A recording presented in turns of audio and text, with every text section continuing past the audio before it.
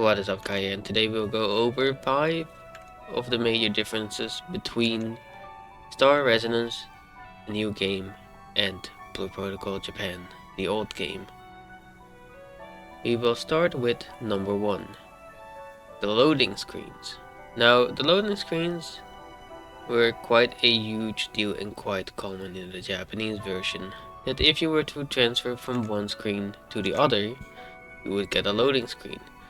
There were lines on the map, and you would have to go across, and you'd be stuck in the loading screen. Now, in this game, there is no lines, and as you would expect, if I cross this quote-unquote border that was here in the Japanese version, there is no loading screen, because those do not exist in this game when you are in one zone. That only happens if you go from like the field to the town or vice versa. As it should be. Now, we head over to number 2. You just saw some of it, but it is the movement.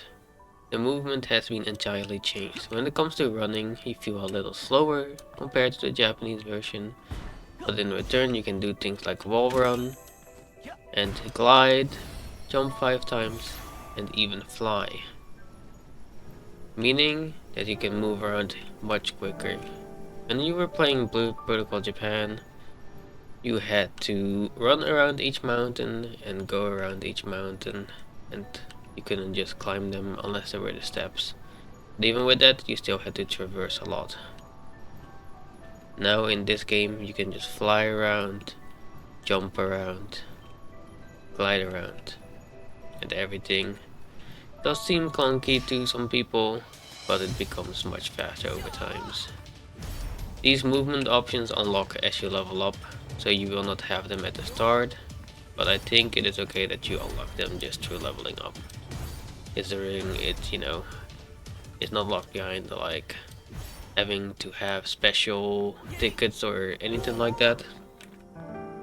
Now, let's move on to number 3. Alright. Here we are for number 3. It is the guild system itself, the guild, the whole everything shebang. As you can see, first things off, we have a little group photo on the map, and we have quite a large guild over here that we are currently in, with a ton of people, up to upwards of 80.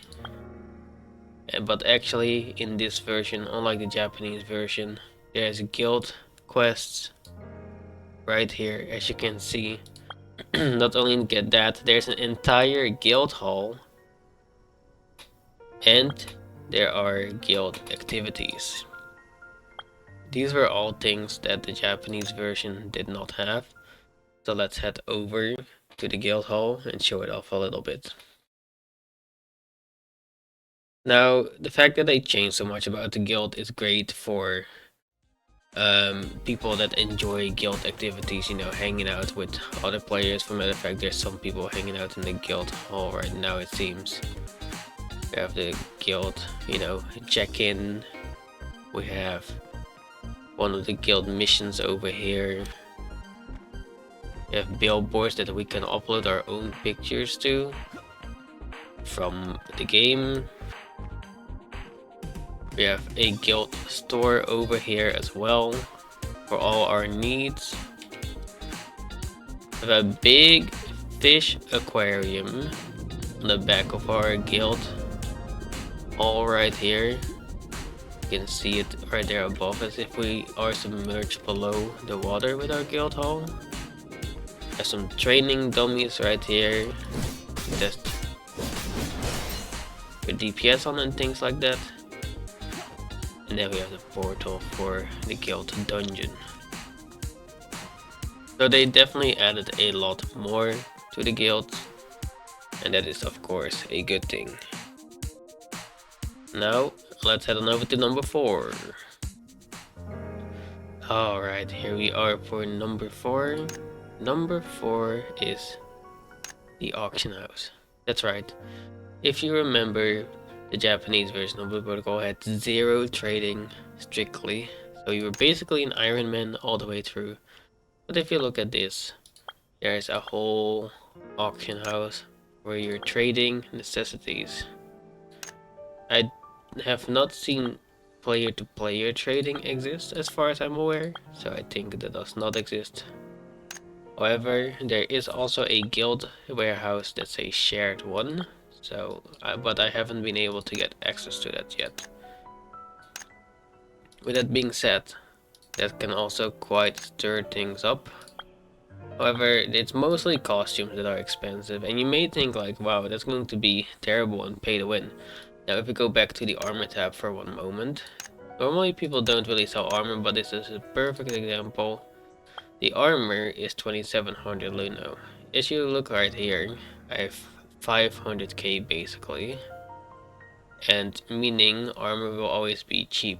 And the reason for that is because you sell things at a median price.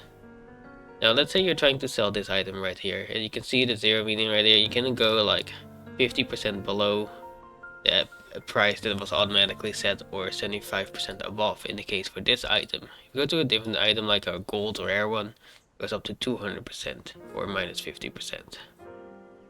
So basically there's a cap on how much you can sell stuff for or buy stuff for, which is all pretty good thing, so we will see how that will work out for the game in the future. But at least it has some forms of trading, which is definitely what the Japanese version was missing.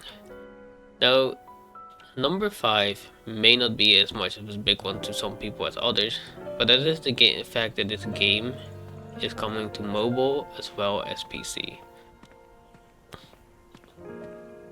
I think that this is a massive change for the game itself and the direction it's going to head in, because it will reach an entire new audience with the fact that it's releasing on mobile.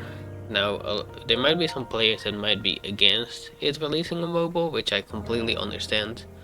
I used to be like that too, but the fact that it reaches a whole new audience, will get so many more new players to the game, will definitely be helpful for the game's growth in the future and sustainability.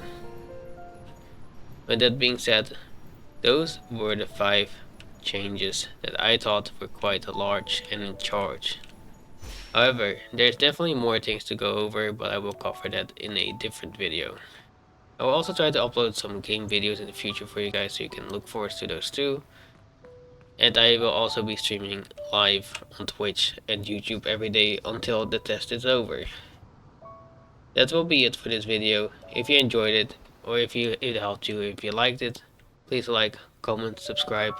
Consider stopping by the stream. I'm probably live right about now. And I will see you next time.